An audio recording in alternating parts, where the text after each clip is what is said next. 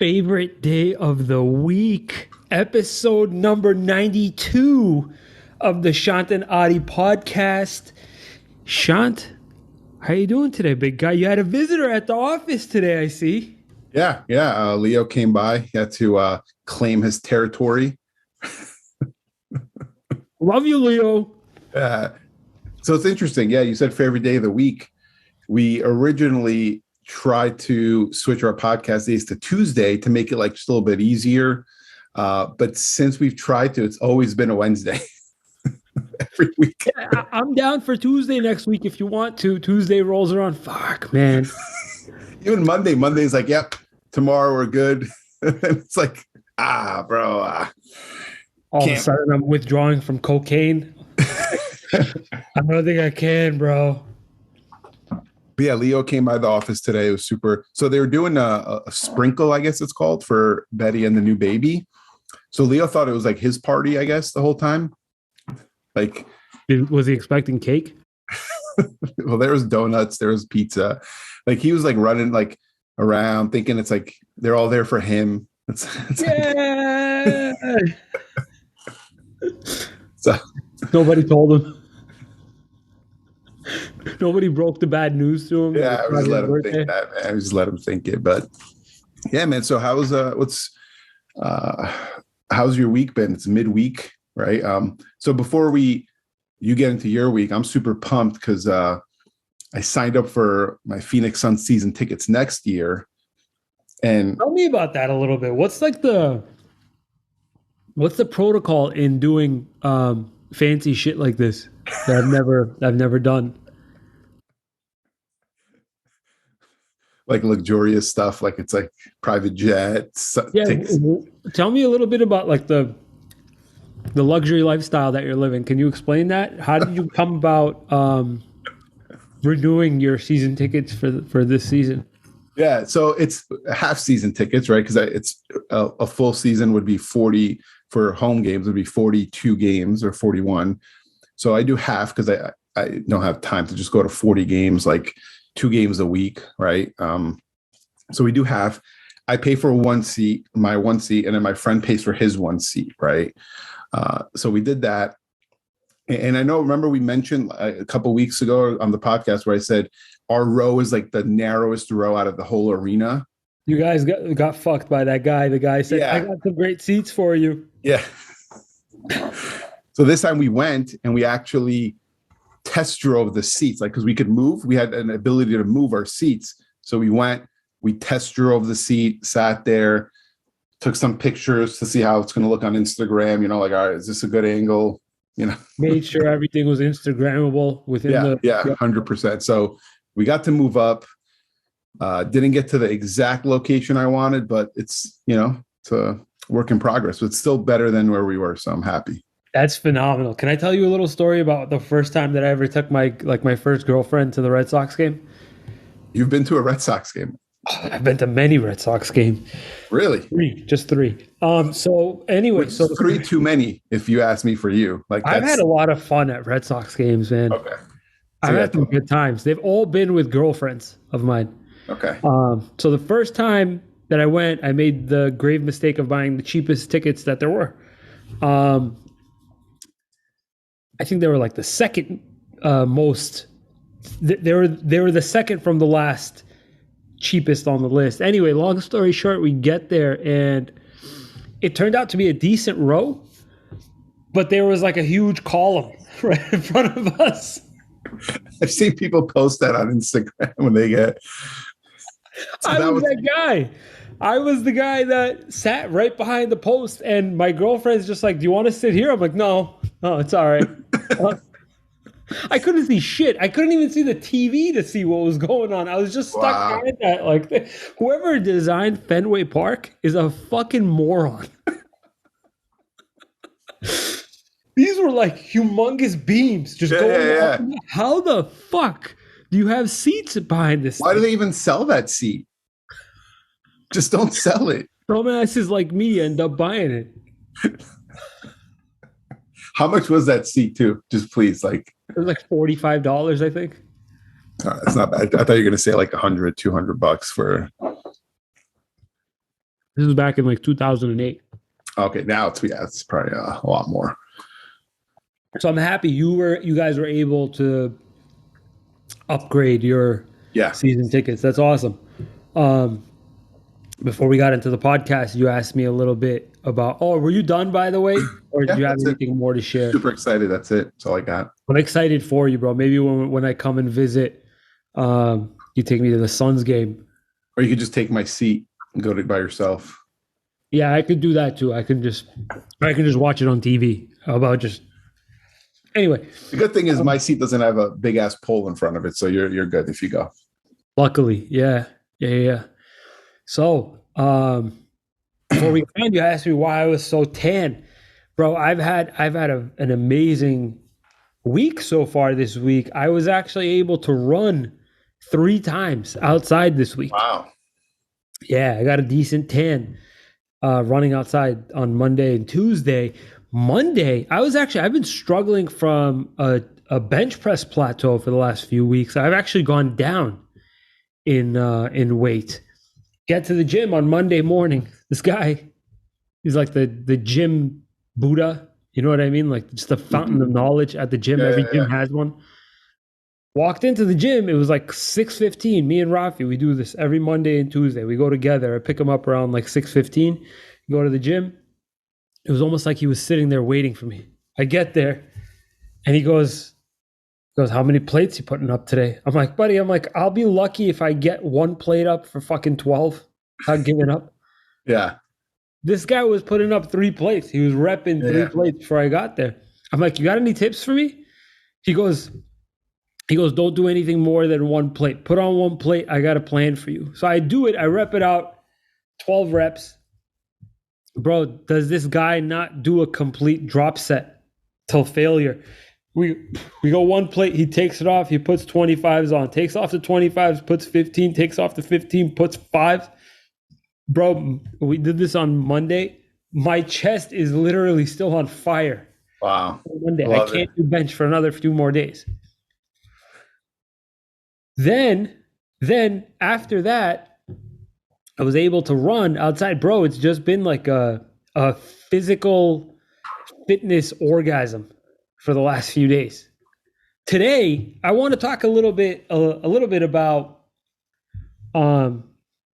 cold exposure, cold therapy. Yeah. If we could take up a little bit of time talking about that. Guys, so I've been experimenting on and off with cold water exposure for the last few months. And I know, Shant, that you've done some cryotherapy before. Yeah, I'm a cold water kind of thing expert. So, yeah, what do you got? I don't know if you're familiar with the Andrew Huberman podcast. No. Very, very low level, very, very minor. He's not like on our level. He's not on our level. Yeah, he's nowhere close. But from time to time, he has some decent information. And I was listening to one of his episodes today. It was like a 2-hour episode. And this is like short, by the way. Usually some of his go like Joe Rogan's like 3 hours long. And it was all about cold water exposure. And I've had a lot of questions that'll come up, like how does this interfere with muscle growth? Does this raise cortisol levels? Could this cause an adverse effect health-wise? Like could it put me in a situation like maybe to give me a heart attack if I actually have a bad heart? And it actually could if you put the cold on too cold. Yeah.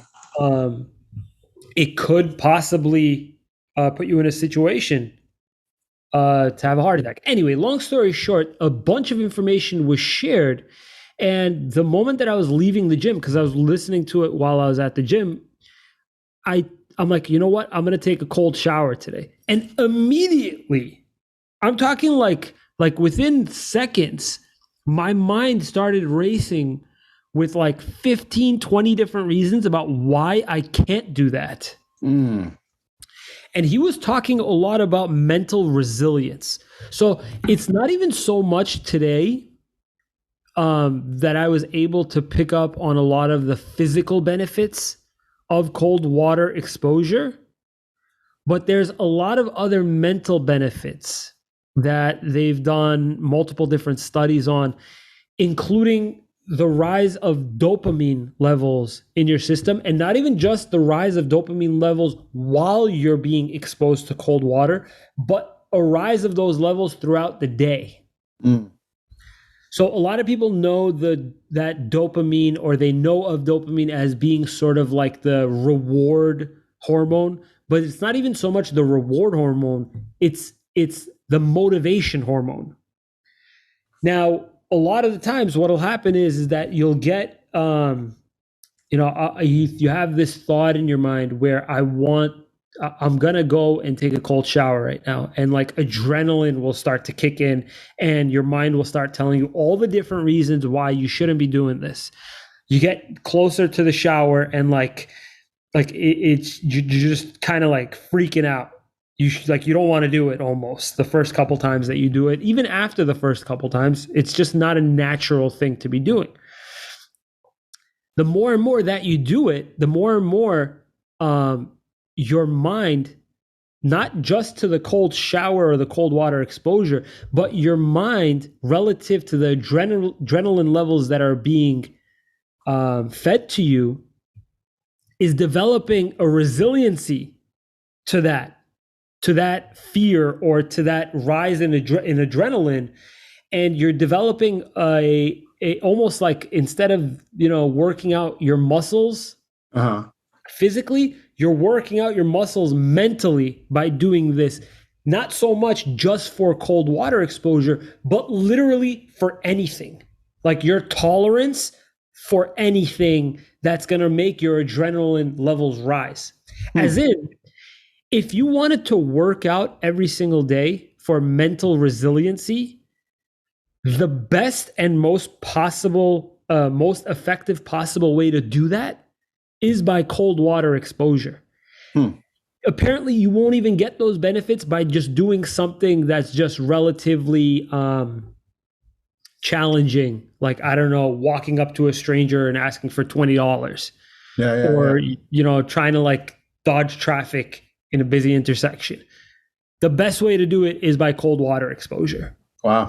So you just started this? I've been on and off experimenting, but apparently I've been doing it wrong. Do you want to hear how it's supposed to be done? How were you doing it, and how should it be done? Okay. So before, what I was doing was I was using the cold water as a motivation for ending the shower with hot water. Now, a lot of the physical benefits that you'll be able to get from a cold shower don't come from going cold and then ending it with hot.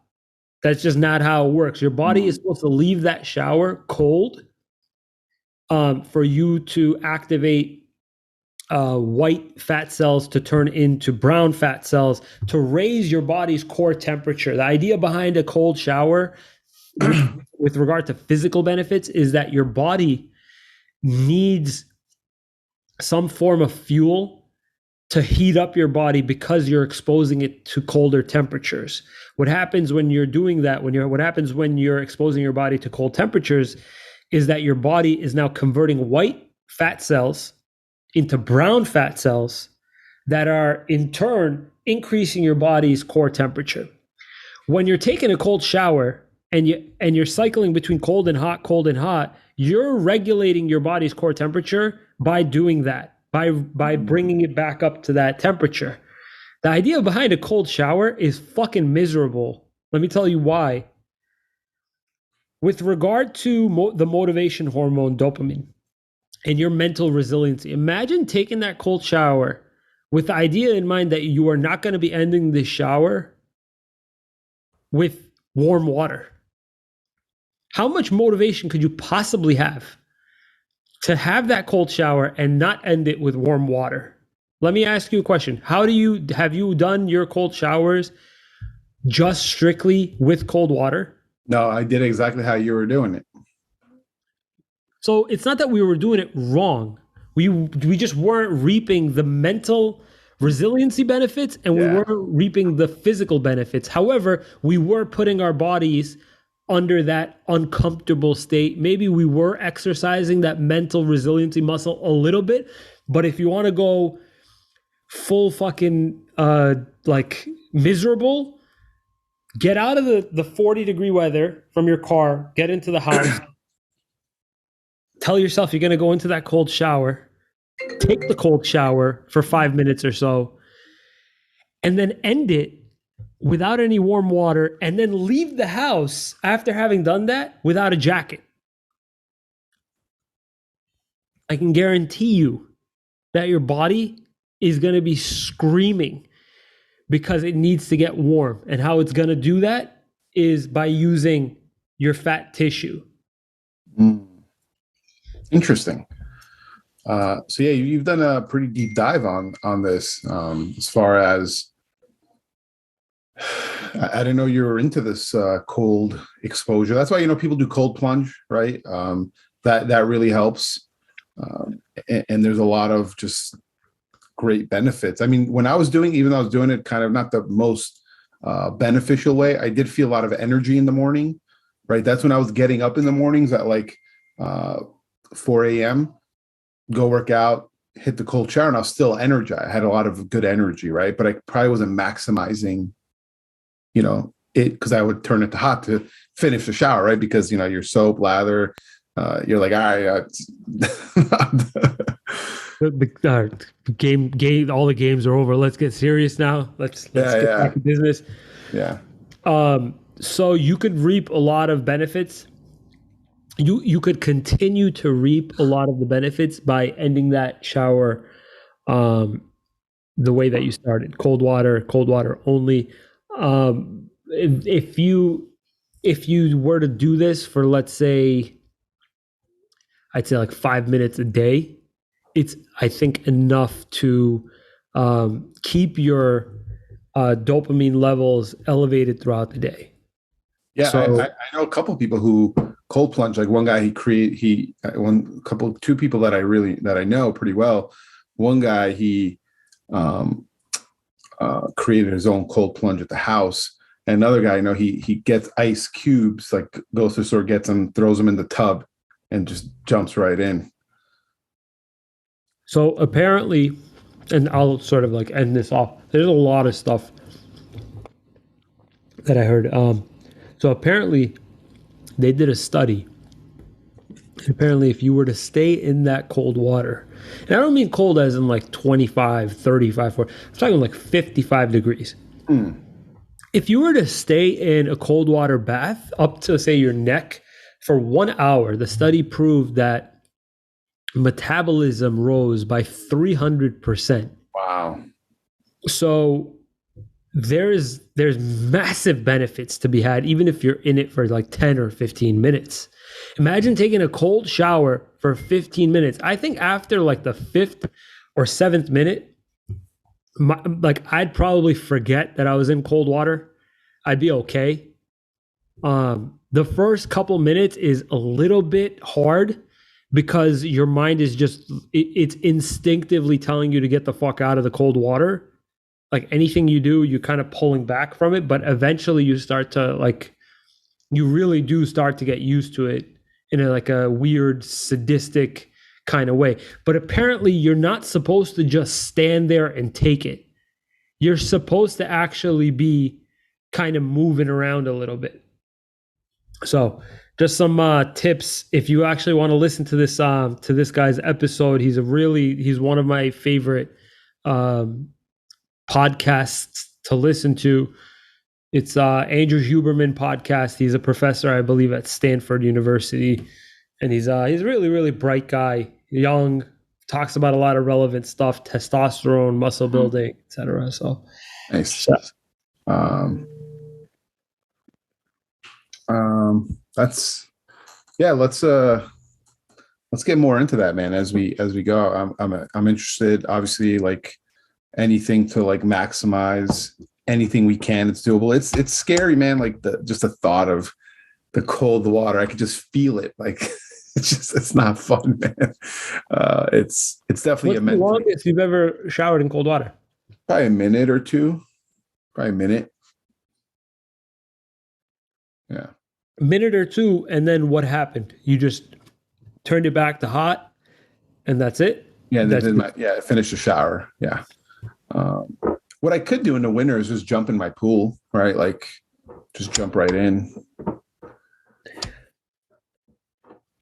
Speaking of pools and warm water, cold water, a lot of people surrounding basically people that are surround like my close friends, my family, everybody keeps asking me where I'm going on vacation. The conversation that we were supposed to have today was regarding vacations. Yeah. And I found it very, very funny that we were talking about water this whole time. And in talking about today's episode, Shant, I feel like you thought that I've been on more intricate vacations than you have. And I haven't. You've been to a lot more interesting places, I think, than I have. I don't know why people think like I've been to some like amazing, I've been to some amazing places, don't get me wrong. But when it comes to like water and like beautiful place, like bro, I've been to don't get into it. Germany and like London. Yeah, these are nice, like that was probably your favorite trip, probably, right? The Germany trip. But did you talk to your dad about his favorite places? Bro, he's been all over. But his favorite. Europe. His favorite. No. I honestly, I've never asked him what his favorite was. I just know that my dad is very, very into France and Spain. Those two countries he's in love with. Okay, next time ask him, because that would have helped on this podcast episode. So I don't know how this even came up, but I want to go through our top 5. And if you don't have 5, I'll start with 5 and 4, and then you can start at 3 of my favorite places that I visited, right? This is exciting. Yeah, because so I didn't go by just country, right? I went city specific, like the place, right? 100%. It's like going to the United States and saying you love Miami and yeah, it's different. It's totally different, right? Yeah, you say, I love the U.S. Like, oh, you love fucking Wisconsin? Like, yeah. What do you like? So, I guess I'll start with number 5 because you said you have 3, right? You have top 3. 3 places that I would consider like a vacation that isn't fucking weird. Like nobody's gonna go on a vacation to Munich, Germany to pick up a BMW. For me, that's like Disneyland. That's like a dream come true, right? But like for like the average tourist, like where the fuck did you even send me? I think that should be on your list, and I think you should talk about that. So put that on your list. Just add that to your list wherever it is on your vacation favorite place. Like put that on there. Okay, and we'll talk. So I'll start first, right? And this list was very difficult, right? Because me and Betty have been to a lot of places together. And a lot of my list was going to be a lot of Italy, but I was like, all right, I got to mix it up a little bit, right? I got to give the people a little bit of variety. Okay. So number 5, and I'm ranking them in order, and I'll give you reasons why, that was that. So number 5 for me is Maui in Hawaii. I forgot you've been to Hawaii. Yeah. So that's number 5. Now, it's not as beautiful as I thought it was going to be, Maui, right? Comparative, like I'm comparing it to like places like Italy, Spain, like the opera in Yerevan, just she's a beaut. Taking shots here. No, just I don't know, man. I'm looking at pictures of Maui on Google Images. By the way, judging a destination based off of the search results on Google Images is not the best way to pick out a vacation spot because typically these are fucking paintings. Yeah. What I've done recently is check Instagram. Instagram's a really good place. So Maui was cool because it was a little bit different, right? It's still America. So like you feel good there, right? Like you're not worried about stuff. Everyone like we're all on the same page. They have really good culture there. Like, the Hawaiian, the Samoan culture, I guess it's called. The food's actually really good food there. And just really nice scenery. There's a lot to do. You can go hiking, you can do trails, all this stuff. So it's a good place to go. We stayed at our hotel. We were mostly at our hotel for the most part, but it was beautiful scenery, just amazing scenery. So that's going to be my number 5. and it was a lot of close ones on that. Like there was a lot of stuff that didn't make it, but Can you name one that didn't make it on this list that was like an honorable mention for you? So interesting. yeah, Sean's travel tips is what this episode is, yeah. segment is going to be. Yeah. Probably, I might say. Let me think about that. But I think actually, and I'm not talking about like fun times. Like I've gone to vacation with your brother, right? Like places, terrible place, right? But just fun times with him. So we're not counting those kind of places, right? So those are more like experiences. You're Yeah, trying to include like eye candy. Yeah, I'm trying to like include like cool places to go visit and reason what to do. So Gotcha. I'm gonna go with my number 4 because I can't think of there's too many close calls. So I got to think. Number 4, and probably one of the most beautiful places I've seen on this planet. Okay, Lake Como in Italy. Oh man, if you want to talk about like picture perfect. Yeah. So if you Google Lake Como, go on Instagram, look at Lake Como. It's literally the picture perfect. It looks like that. Are you searching it right now? Yeah, man. At one point, Lake Como was like my entire Discover page. It's just gorgeous, man. Yeah. Gorgeous. Now, a couple of things I didn't like about Lake Como. Okay. Food's not that great. Just. It's very interesting you say that. Why? I mean, we were in Italy for like 2 weeks, right? Well, we did Spain and Italy on that one trip. And we went to like so many different places. And then by the time we got there, we've had so much better food. Because Northern Italy typically is not the best place for Italian food. What do they have? Southern, it's still Italian food, but it's the southern portion of Italy is typically the best food, right? Like Sicily. So that would actually be my close one that I was going to put instead of Maui, but I didn't. Sicily was top 5 because the food is just worth every penny. Like it's just worth to go to Sicily just for food. That's so interesting. So Southern Italy is better for food. Yes, my opinion. So interesting. Yeah. It's good to know. Yeah. It's like East Coast, West Coast, right? Like Southern America, you know, they have their Southern comfort food. Like here we have it. It does matter over there too. So interesting. People in Sicily, from what I've experienced, like they think they're another country. Like it's like we don't mess with the town like Italy. It's like no, we're different. So I wonder why that is. I really wonder why that is. Like, why are they so different? There's some history behind it. Your brother actually knows, because a big thing there is pistachios. I was in Sicily. Okay, I called your brother just randomly, right? Just I was talking to him or whatever. He's like, "Yo, go get some pistachios, bro." And I was like, "All right, man. Like, what are you talking about?" You know, your brother just says shit sometimes, right? You're just like, "Okay, man, I'm gonna go get some pistachios." He's like, "No." Like, he's like, "That's what they're known for." Bro, I went getting pistachio gelatos. It was amazing, bro. Like the just amazing. Is this real? I never knew that. Yeah. Oh my god. So the number 5 was number 5 was Maui. 6 was Sicily.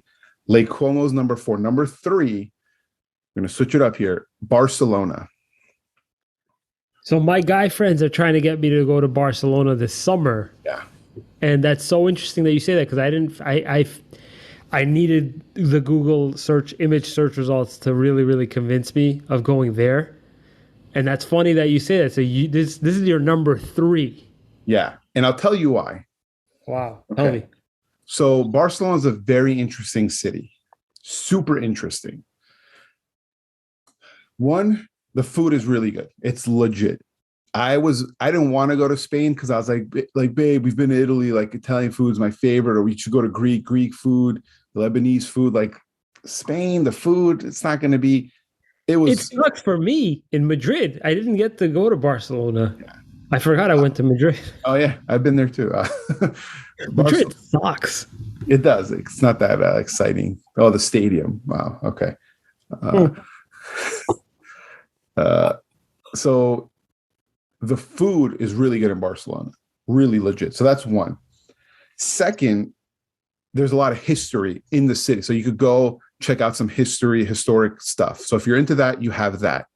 Then the party scene there is ridiculous, right? We didn't party. Obviously, we were there but it was like midnight one night. Me and Betty were walking. It seemed like we were in New York City, bro. Just packed. Just the energy, right? You know New York City, bro. Like you go midnight, 100%. it felt like that, right? The lights hurt your face. Yeah, yeah. So on top of all of that, you could walk right to the beach. There's a beach right there, and it's a nice beach. So it's like you have kind of it all. You have the sick city, you have history, party scene, then you got a beach. Love that. So 100% worth it. So, Yeah, give me your number 3 okay. or So, 4 or whatever you're at. well, I mean, put it this way. I could tell you that I've been to quite a few places, you guys. Like I've been to like if I were to give you some idea here, and I'll start off with like some of the more countries that I'm personally from. So obviously I've been to Armenia, I've been to Syria, I've been to Lebanon, Greece, France, Italy, Spain, United Kingdom, Germany. I've been 3 times. Um, and You've been to a lot of places. yeah. But these have never been opportunities to actually vacation. Spain, I was there for about 10 days on a academic trip. Ah, Yeah. France, we were in Paris, so that's not really a vacation. I don't think you're not really vacationing. You're just doing touristy shit. yeah, you're moving. If I were to like vacation in France, it would probably be way different than Paris. It would probably be like Monaco or somewhere like that, Saint Tropez. Spain, we were in Madrid, and as you know, Madrid is fucking terrible. Germany, I've been to quite a few places, but Germany is Germany. So imagine, I mean, how interesting could Germany possibly be? However, I will tell you that Germany was probably my number 3. What happened in Germany was that I had multiple different occurrences that were just fucking wild in Munich. I love that city. The first time I ever went, my dad took me when I was 14. It was a whole trip revolving around seeing the BMW and Mercedes factory. So right now, what I'm talking about is a combination of 3 different trips to Munich as one. Yeah. And I'll group them together. First time was 14. I was able to see the BMW and Mercedes factories. Went all over Germany, all the major cities, Frankfurt, Stuttgart, Munich, you and your dad. in Berlin. Yeah, just me and my dad. About 4 or 5 years later, on my way to Armenia, I rented a car when I was 18 and drove into the city. That day, Germany got eliminated from the World Cup. If you want to talk about pissed off people, you guys thought Brazil was bad? Germany is fucking dangerous to be in a situation like this. I immediately had to rush out because what happened was that as soon as I got to the airport, I look at the news and it's showing riots and the whole city is shut down. And literally one of like the last places you want to be is in Munich when this happened. Fast forward a few years later, I get my dream car. I go to Germany to pick up my dream car, pick it up, the BMW M4, pick it up, do a bunch of crazy shit with it on the Autobahn, ended up doing a max of like 155 miles an hour, get off the Autobahn, get pulled over, suspected of drunk driving, get breathalyzed, nearly get my license and my car taken away. Literally, the guy had me blow into it 3 times because he didn't believe that I was under the limit. and I had a couple of drinks that night. So I was like blowing, and I was like texting my dad at the same time, Bob, I may be getting arrested right now. My dad was literally in shock. My dad's like, this kid is gonna fucking give me a heart attack right now. He's texting me like, what's happening? What the fuck is happening? Yeah. So I still have the breathalyzer stick as a souvenir that I kept somewhere in my backpack upstairs. Left Germany and then went to Greece, but Greece wasn't a vacation as much as it was this last couple times that I've went. Okay. So Germany as a whole of your experience, because you're big into BMW, obviously, like you grew up on that. I'm big into Germans, period. I just love the sophistication. I kind of match with them personality wise. I don't get too emotional with things, and I enjoy very, very sophisticated conversation, very, very well put together conversation. And I don't like small talk, and these guys don't like small talk. So it's like perfect. So I went to Germany with your brother. We were there for a day. On the way to Armenia. Yeah. And we didn't like it. It was a lot of beer and sausages, man. And so I was just like, there's a lot of pretty girls in Germany. Yeah, me and Sako tried. This is our single days. We tried. We just didn't get the good reception, and we're like, this country sucks. No one's talking.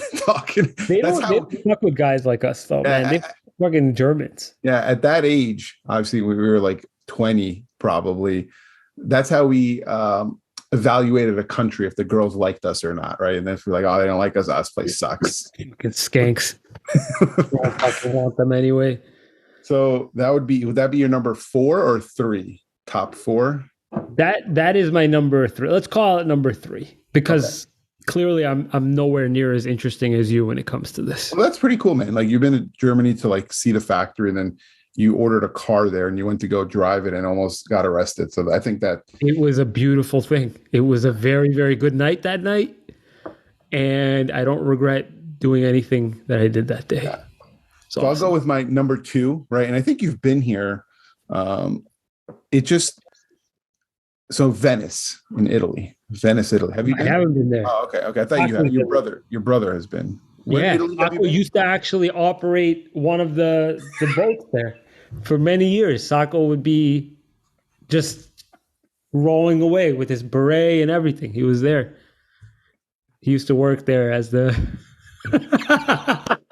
Where in Italy? You've been to Rome then, no? Where have you been? Yeah, I've been to Rome. I got a nice picture of me when I used to smoke cigarettes right in front of the Colosseum. Just I don't like Rome too much. Not that it's bad. It's just not my kind of scene. So Venice. So why did I like Venice?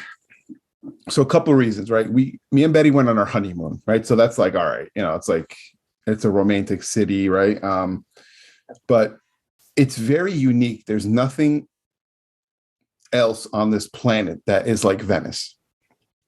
On Earth, there's nothing. There isn't. It's just tell me what happens to your eyes when you're in Venice. Is it just like something that just completely like it feels like surreal to you? Like, a lot of people will see pictures and movies and stuff of Venice, but like when you're actually there, is it like completely just a different feeling, like a different vibe? Yeah, I just use the word vibe. Yeah, the one thing, the water kind of smelled, right? It's over time with all tourists, it's kind of like gotten polluted, right? So that kind of sucks. Like what?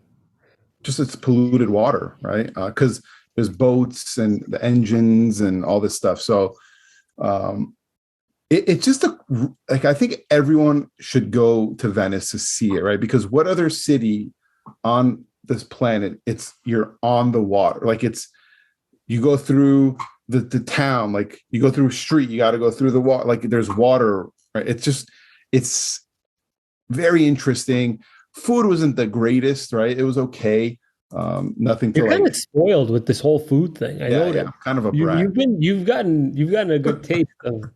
Yeah. Before me and Betty got married, I was like, oh, like pizza. She's like, isn't all pizza the same? I was like, okay, watch your mouth. Like, yeah. Hey, Betty, listen, I respect you. You respect me.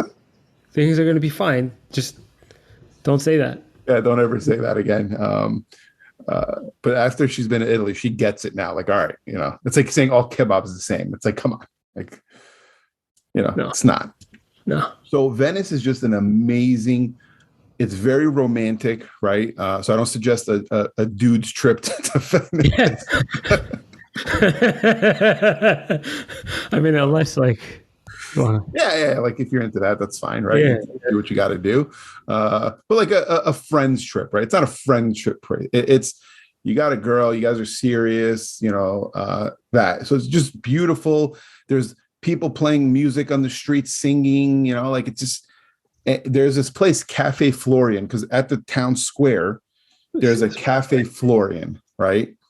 And there's an opera singer there every night. He's outside singing, right?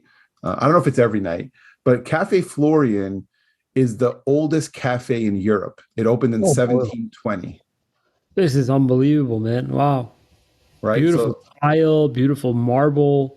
yeah, you can't go Unbelievable. inside because it's so historic. They don't allow you inside, but you sit outside. It's roped off, but you could see inside. So it's like a nice flow inside outside. And there's a singer. You sit out there. There's people, and you order it's a cafe, right? So it's at nighttime, right? You order. It's like a sandwich is like $40. So expensive, bro. That cafe, it's a ripoff. $40. But it's such a because they know people are going to eat and one thing and sit for like 2-3 hours to listen to this guy. So that's like they just charge you, I think, more. Um, it's just a really cool vibe, man. Like Venice we're going to go back because we want to see it again. Number 1 and 2 on our list, we're going back, I think, in the next year or two to really see it again, to really hone in. Like, is this our top list? So that's number 2, man. What about you? What do you got? It was actually very, very hard to pick between these two. And actually, if you were to ask me if you could live anywhere Mm. and be all set with healthcare and just security in general, it would be very, very difficult to choose between these two countries. And let me explain to you my logic behind these two. So, my second favorite place that I've ever visited was Beirut, Lebanon. Mm.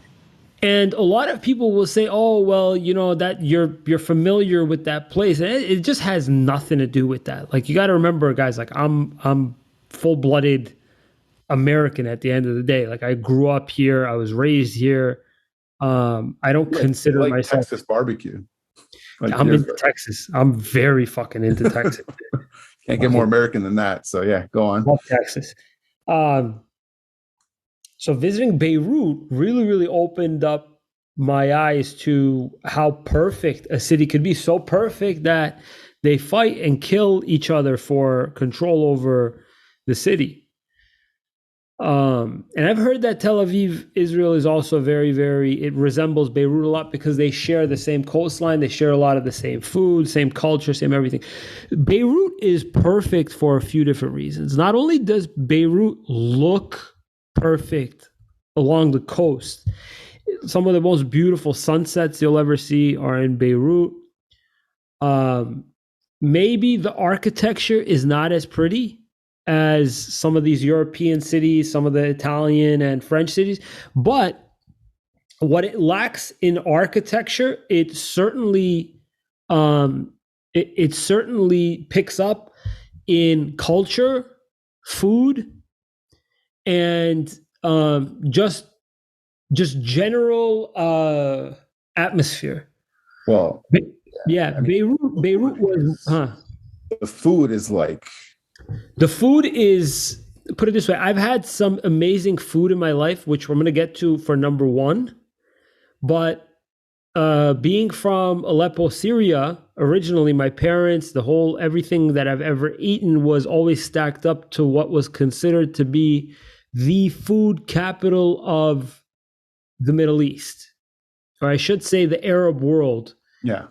The food capital is Aleppo, Syria. The cuisine from Aleppo is unbelievable. So imagine a city that embodies the best of the best from Aleppo, Syria, in terms of food, takes French and European culture into account for their own, and has a very, very just Italian and Greek looking coastline.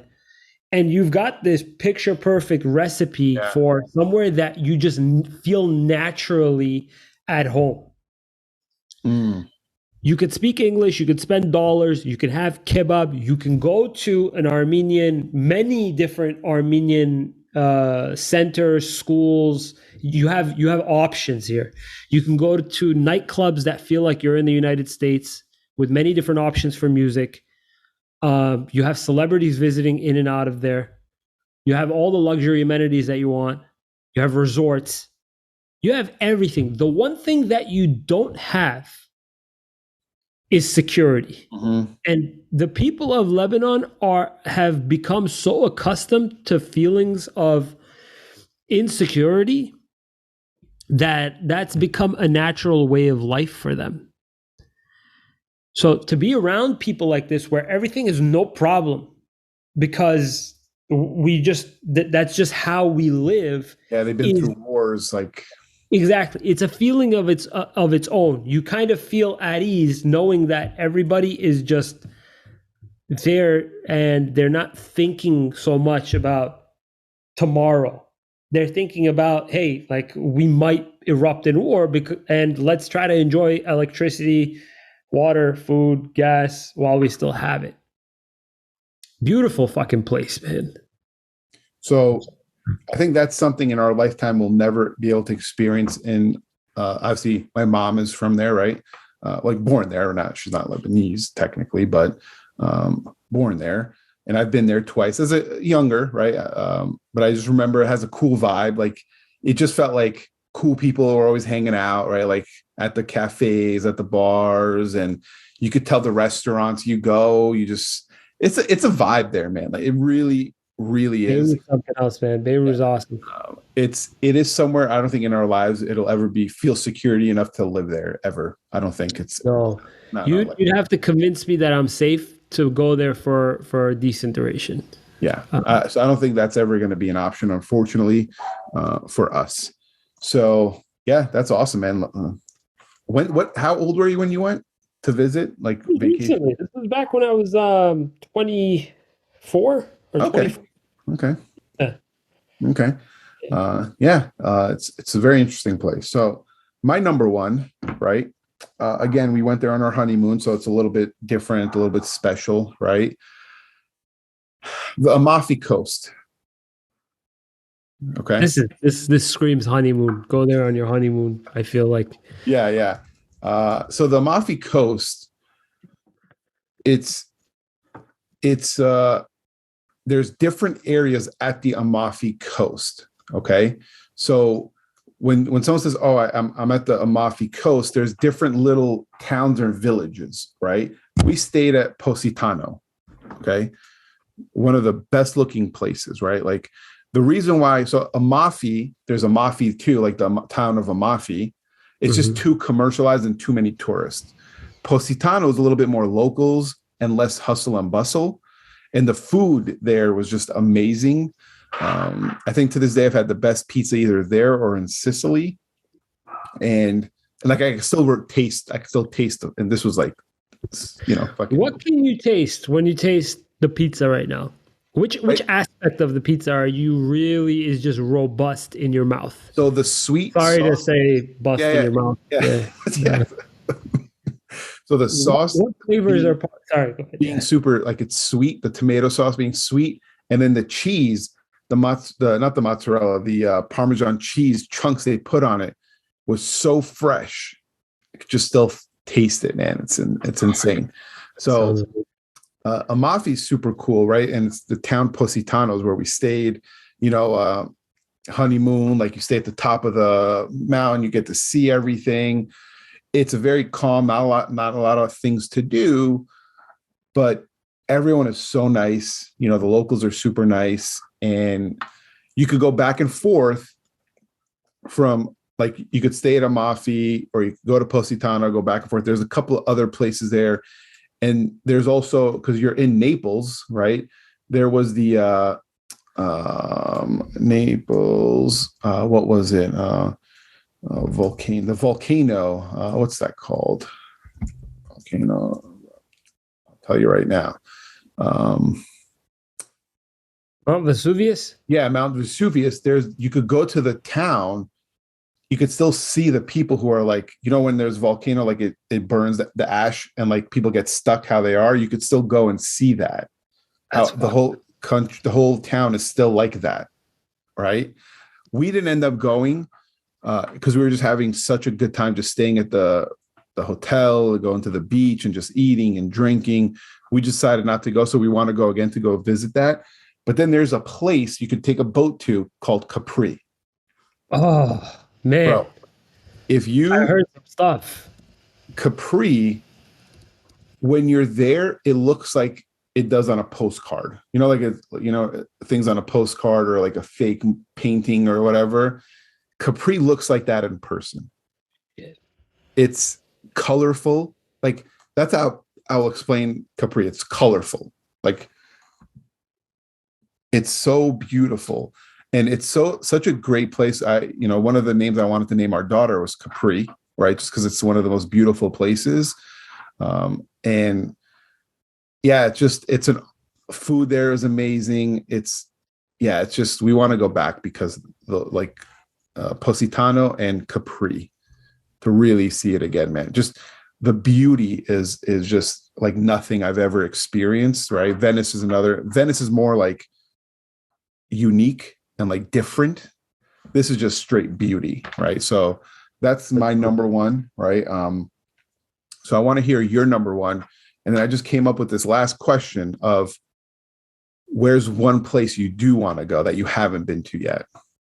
So kick it off, end it with your number one vacation spot. So I gotta give a very big thank you to Sako for actually convincing me to go there.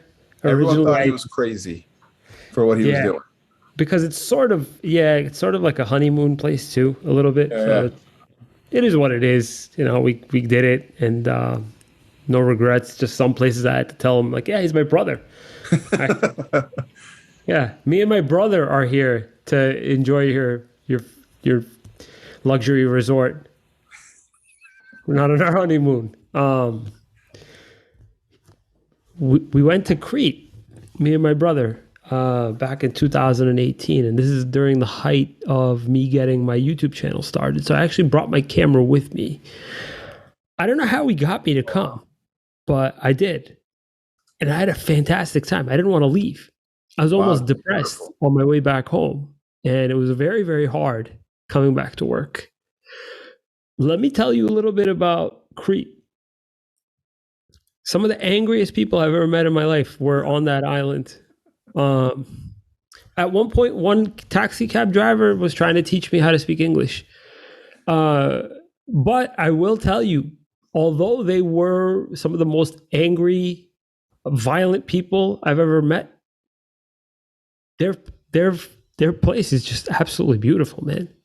So how does it compare? Like, because I'm looking at it, because I've heard your brother talk about it. I've never looked it up, and I'm just looking at it, and I'm on Instagram right now. Is it as you want to beautiful look as at Chania, Chania, and Heraklion, CHANIA? So Chania is one of the main cities. It's a port city, and believe it or not, these cities were originally they were developed by Italians. They all have what's called a Venetian port. And there's remnants of Italy all over it. It's basically like going to Italy, but in Greece. And in Greek food. And Greek food. And when I tell you the food is just absolutely absurd in Crete. And you know a little thing or two about food. I know a little thing or two about food. They're not in Athens. They do kebab. They do really, really good kebab. If you want good kebab, go to Athens. But if you want good seafood, you want good Greek, souvlaki, that sort of stuff, I'm telling you right now, the best thing that I've ever had one of those world class beaches in front of me with some guy selling a souvlaki behind me. You won't find the best second you could have is Beirut, but their beaches aren't as nice And it's not as safe. and it's not as safe. So if you're looking for the safest possible way to go and at the same time having that same effect, homie, it's Greece all the way. The reason why I guess Sako wanted so badly to go to Chania instead of going to Mykonos or The Santorini, typical places. the typical places, and those typical places are absolutely gorgeous. The reason why he didn't want to go there was the beaches themselves at these two places are nowhere as nice as the beaches are in Chania. One of the beaches, I think it's called Elafonisi, is completely pink sand. And it's one of like 7 beaches in the world that are considered to be like perfect beaches. And they're on some sort of like list. But if you were to type in Elafonisi in Google right now, you'll be able to see just a gorgeous turquoise with a pink. Hey Google, stop. With a, did I even fuck? Oh, I said Google. All right, so sorry. Sorry, Google, you're right. Yeah. If you were to search this, Yeah, you would see just a gorgeous turquoise. With looks like pink, someone just like threw some paint down. Just pastels, just. And part of it was nude. Part of the beach was nude. So I was over there looking like a creep, sunglasses on. At the time, I was smoking my cigarette, trying to like not get caught looking at the chick with fucking C cup tits. Just fucking too many fucking right now. So I was just, it was just beautiful. Everything was just a lot of. I'm getting hungry just like thinking about that. The food, the Greek salad, the horiatiko. Yeah, love that. So my wife has been to Greece. She did the Athens, Santorini, Mykonos, and she was like, yeah, she liked it. It was really good. You know, she's like, she said Athens reminded her of like Syria, like a little Syria vibe, right? It does remind you of Syria. That's right. Yeah, I think it was designed by the same person. I think Athens and Aleppo were designed by the same. So she had that vibe. Obviously, my wife's born there, so she knows in Syria. So she wasn't impressed, but I think because she didn't go to this, I think I'm gonna have to add this to the trip we go because we're thinking of adding a place. Not going. Like, do we try Switzerland? Do we try? Because your dad, I think, talked to me once about Switzerland. Like, he really liked it. Do we try these other places? So that. We may have to go, may have to check this out. So that's interesting, man. I could just picture just the food there is probably just amazing. And Betty did say the kebab in Athens was good. So if you want the world's best kebab, I have a very, very hard time telling you it's not going to be in Haleb. I think that the world's best kebab, well, I'm sorry to say it, the reason why is because a lot of Turks or Kurds study kebab in Turkey or steal ideas from Turkey and bring it to Greece. So that's partly the reason why they have some of the best kebab in the world. And what makes it so great? I couldn't tell you. I really couldn't tell you. They just make fantastic kebab. They're just very, very creative and they're very attentive. Like they got multiple people on the grills. Just one guy is doing the pork, one guy is doing the chicken. Yeah. Everybody's concentrating on what they're supposed to be concentrating on, and they do a bunch of different stuff with it. So if you're not Armenian and listening to this, you don't know how many people Adi just pissed off by saying the best kebab is in Greece. Because if people don't understand, like Armenians, right? Like They're not being done by Greeks. That's very, very important to say. but So I'm still, sorry. we know our family, especially half my family is from, born and raised in Syria, right? And they have a very confident that they have the best food. And then the Lebanese Armenians are confident they have the best food. The Turkish Armenians feel like their food is the best. So it's like there's a lot of drama when you bring up food in our culture, right? So for you to make a quick left turn, even the Iranian Armenians, they feel their food is They got some serious stuff. But can I settle this conversation once and for all? If you're on this podcast, you can benefit from this just breakdown. So what one thing all these countries have in common: Turkey, Syria, Armenia, Lebanon, and Greece. They all have one thing in common, right? At one point, they belong to the same territory. They're all considered to be a part of the Ottoman Empire. Coincidentally, kebab, besides being one of our earliest cavemen inventions, putting meat on a stick and cooking it over a fucking fire, kebab, as we know it, originated in Turkey. Actually, shawarma originated in a city called Bursa, Turkey. Greeks adapted this using pork. A lot of the countries used lamb. All this stuff was invented in Turkey, what was considered to be Turkey.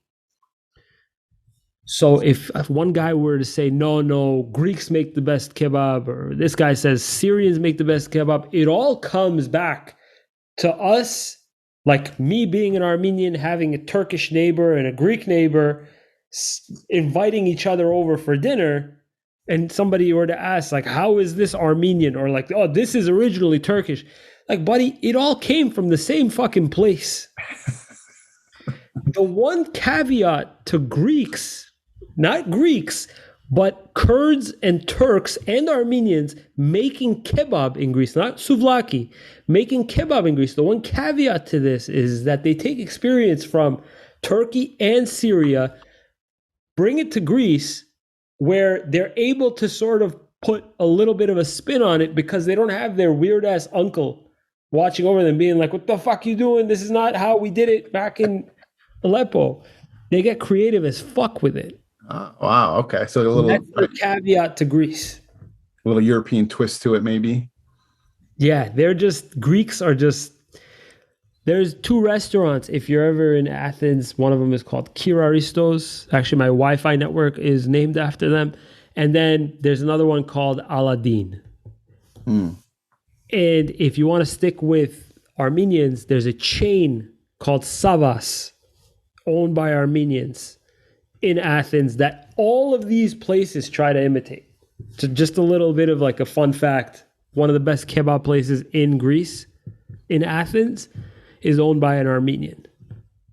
Wow. Interesting. That's all I got for I'm getting hungry just thinking about it. So, but real quick, one place to visit, go on vacation or visit or whatever, where and why, and I'll give you mine. I really, really would love to go where you went on my honeymoon, combined with the south of France, Saint-Tropez and that area. I'm a big France guy. I love French everything. Took French in high school. Just very, very into the French culture, French cuisine. Big fan of France. Okay. So that's southern France, right? That's what it's. Yeah. Oh, wine. I recently, like the last couple of years, started getting into wine, different regions of France, Burgundy, Bordeaux. Yeah. Italy got, love the wine. I never drank wine, to be honest with you, until I went to Italy. I've never had wine before. I went on our honeymoon, then I became a wine drinker. Yeah. So that was an interesting tidbit. So the place I want to go, and I don't know why. I think it's just more of a spiritual thing. I want to go to Israel. Oh yeah, me too. Do you want to go together? I think we should. I'm not even kidding. So Yeah. you want to go because you want to go to Jerusalem, Yeah, I think it just I or you haven't want done to actually see Tel Aviv too? Because a I, lot of people say very, very good things about Tel Aviv. I haven't done a lot of research, but I just know I do want to go to Jerusalem and just kind of just, be in it, just see it, right? Yeah, Um, yeah, I agree. That's really not a bad idea. Actually, any Armenian um, should, if they are somewhat religious, should plan a trip out to Jerusalem because the Armenian quarter there yeah, I've heard. is definitely something to see. Um, Our and I want holy. to, yeah, I want to go with someone who knows the history a little bit because I'm a little ignorant to that stuff, and I want to learn a little bit more about that Well, side. So we could yeah, rent a guide. yeah, I'm pretty sure or that Sako an would probably Armenian Sako would probably know. Yeah, Sako would probably put something together for us. Yeah. he's like, yeah, I know this guy over there, Hamo. He could, he'll take care of it. He's Yeah. like, how do you know a guy in fucking Jerusalem? It's like, Yeah. yeah, no, we chat all the time actually. Just Yeah. Ampar Bedrosian. Yeah. Jerusalem. I have his number. he's like, let me call him right now. Actually, he's like, no, no. I'll WhatsApp him. Actually, in Venice, which we didn't get to go, your brother told me to go. There's a big Armenian church in Venice. You kidding? It's on its own island, so like you have to take a boat there. Oh, fuck. Google it. Armenian church. Holy shit. Oh my God. Yeah. You guys got to Google this. This is unbelievable. San Lazaro. San Lazaro Church. Yeah. I feel like I knew this. I just didn't know if it was in Venice and I didn't know it was on an island. I just knew there was a San Lazaro Church in Italy, not knowing where it was. That's amazing. Yeah, and I'm That so is mad we absolutely- didn't go. Yeah, What you a see it, right? It's city. amazing. It's amazing. I'm kidding. It is literally gorgeous, though. That is unbelievable. Yeah. So I would definitely want to do these two countries. It's definitely south of France and then continue on to Italy. There's I so would many be. places to go, man, and see. And You're yeah, still young. You're still young. My dad started when he was 16. So you definitely you got some time. your dad's been everywhere, man. They went on their vacation when they went on their honeymoon. They went there. They went to Spain and I think they went to France. Huh. They went to the Canary Islands in Spain. Wow. I'm sure Yeah. that. I gotta look But that. they've been to Italy. They've been to all those places. I think they were in their like late 20s, early 30s.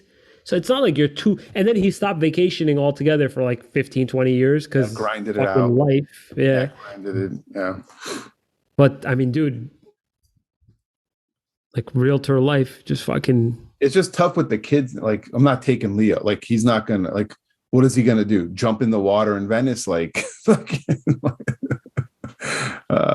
so it's like we'd have to have someone watch them while we go and enjoy ourselves. Or you could wait until they're like 5. Well, yeah, we're gonna take them when they're 5, 6, right? But I kind of still want to go, me and Betty, before they just on our own, maybe Italy, and then I think we do need to do a Jerusalem trip together, all of us. Well, I mean, if you guys want to go, you could definitely. Is Leo looking for a job yet? We need somebody. But like, drop him off. Like, he could just hang out with your dad, make some kebab, and me and you and Sako. Yeah, I'll show him the ropes. Give him a stool Can he to do step. the machine. When it's like, is he going to do okay with? The machine? No, but I mean, I can give him a step stool. He could use. He could flip the kebab. Okay. I don't trust him with a knife for the shawarma yet. Yeah, he'll get into that.